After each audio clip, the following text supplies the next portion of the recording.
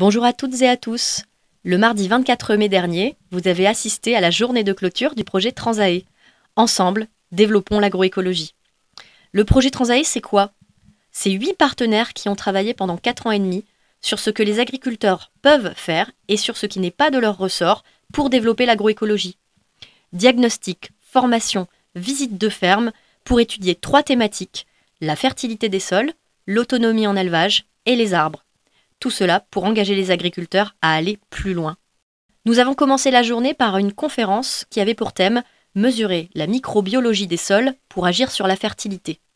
Pierre-Alain Marron nous a dit que 30% de la biodiversité totale se trouve dans les sols. Cette biodiversité va du plus petit organisme au plus grand, tel que les vers de terre par exemple. Ils ont constaté que moins de diversité microbienne signifie moins 50% de production végétale, moins 50% de stabilité structurale et x5 de pathogènes dans le sol. Pour analyser tout cela, ils ont développé des indicateurs biomasse microbienne, équilibre microbien, diversité microbienne. Sur le terrain, ça donne quoi? Eh bien, 10% des terrains observés étaient dans un état critique. 32% étaient validés, ok, et 58% étaient à surveiller. Battle Karimi nous a proposé des bonnes pratiques et des moins bonnes pratiques. Dans les bonnes pratiques, on trouve la rotation diversifiée, les engrais organiques, l'enherbement, l'amendement organique, les sarments. Dans les moins bonnes pratiques, on trouve le labour, les engrais chimiques, les pesticides et le travail du sol. En tout cas, ces partenariats ont vraiment encouragé les changements de pratiques pour les agriculteurs. Ensuite, nous avons assisté à des ateliers d'agroécologie. Le premier thème, améliorer le temps de travail en élevage laitier. La proposition qui était faite par l'agriculteur était de fermer la salle de traite 2 mois en hiver. Pour cela, il fait un velage groupé au printemps. Et pour que cela soit possible, il y a 1. Le choix des races, en privilégiant le caractère fertile, une bonne alimentation pour favoriser un velage à 2 ans. Tous ces efforts permettent de maximiser la pousse de l'herbe et donc de réduire les achats.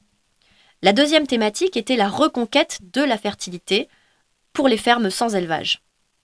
Le test qui a été effectué a été réalisé à base de copeaux de bois, mais également par l'organisation d'un partenariat avec un éleveur de moutons qui a fait pâturer ses bêtes sur le terrain de la ferme. Les résultats sont très encourageants. La troisième thématique, le non-labour et le semi-direct. Ce test a été effectué sur 3 ans grâce à des machines qui se nomment Actisol. Ces machines font littéralement parler le sol. Conclusion, 30% plus cher en temps, mais le fermier était totalement convaincu par la démarche. Ceux qui l'ont observé ont constaté que l'agriculteur était un peu comme un chef cuistot qui faisait un assemblage de machines avec plusieurs recettes. Tout cela pour prendre soin de son sol le mieux possible. La quatrième thématique, le non-labour avec différents mélanges d'engrais. Ce qui a été testé est la moisson plus semis en un passage, mais également l'ajout de probiotiques pour stimuler le sol. Conclusion, la production de pommes de terre, de carottes, de betteraves sucrières, tout cela avec 0 travail du sol. La thématique 5, planter des pommes de terre sans outils animés. Notre agriculteur observait que les résultats de la qualité de son sol étaient mauvais quoi qu'il fasse. Donc il s'est dit, tiens, et si je travaillais moins mon sol? Conclusion, un cercle vertueux s'est mis en place et il a réalisé que ses sols étaient biologiquement beaucoup plus actifs. Conclusion, il a obtenu des pommes de terre de grande qualité. La 6e thématique, différentes méthodes agroécologiques pour régénérer le sol en bio. La production de colza s'est accompagnée d'une production de févrole, de trèfle violet et de sarrasin. Sur le terrain, s'est également ajouté de l'agroforesterie et notamment des petits fruitiers. Enfin, la 3e méthode a été de planter des haies pour favoriser les auxiliaires de culture. L'atelier numéro 7, pour progresser plus vite, co-expérimenter. Il faut savoir qu'en agroécologie, au début, on perd, mais ensuite, on gagne. Il est donc très important de persévérer et pour cela, il faut travailler ensemble, partager les difficultés et les réussites et penser à coopérer avec d'autres acteurs tels que des entreprises, des chercheurs ou des institutions publiques. La thématique numéro 8, repenser l'accompagnement des agriculteurs avec la méthode Gerdal. Qu'est-ce que propose la méthode Gerdal? D'aider d'abord à formuler ces questions, ensuite les relier aux connaissances existantes et enfin aider les agriculteurs à traiter l'information. L'atelier 9, trajectoire d'agriculteurs. Il faut savoir qu'en agroécologie, tous les facteurs sont liés. Il est donc important de tous les changer en même temps.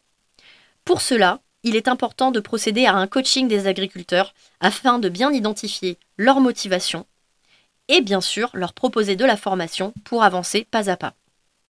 Lors des ateliers de l'après-midi, nous avons commencé par étudier la fertilité et le travail du sol. La conclusion qu'on a tirée de cet atelier est que la connaissance plus l'observation permet de prendre les bonnes décisions. Il est important d'aller voir en profondeur son sol pour comprendre ce qui se passe en surface. Les conclusions qui ont été tirées de cet atelier est qu'il faut toucher le moins possible son sol, le nourrir et corriger seulement si nécessaire. Le deuxième atelier, pâturage juste, c'est quoi? C'est valoriser les prairies pour maintenir l'élevage. Ce sont des ateliers et des temps individuels et collectifs pour apprendre à mobiliser les processus biologiques afin de répondre aux objectifs des agriculteurs et ainsi favoriser leur autonomie. L'atelier 3, valoriser les arbres en litière animale. L'expérimentation a eu lieu sur 3 fermes. Les résultats, quels sont-ils? Un gain de temps, un gain financier, des résultats sanitaires positifs et un fumier enrichi en carbone. Les résultats sont ainsi très satisfaisants. Nous avons terminé la journée par une présentation de la ferme de Vianney. La ferme de Vianney, c'est 45 vaches laitières, 80 hectares, regroupant blé, maïs, betteraves sucrières. C'est également des visites scolaires et aussi un gîte qui accueille des touristes. Les motivations de Vianney, quelles sont-elles? La qualité du travail, le plaisir à travailler, un troupeau heureux, préserver le site de la ferme, qui est dans sa famille depuis maintenant 2 générations, et bien sûr vivre de son métier. Le mot de la fin, un grand merci à tous les agriculteurs qui expérimentent et partagent leurs découvertes. Continuons la transition ensemble. C'était Zoé Lasmarie, votre facilitatrice graphique. À très bientôt à tous.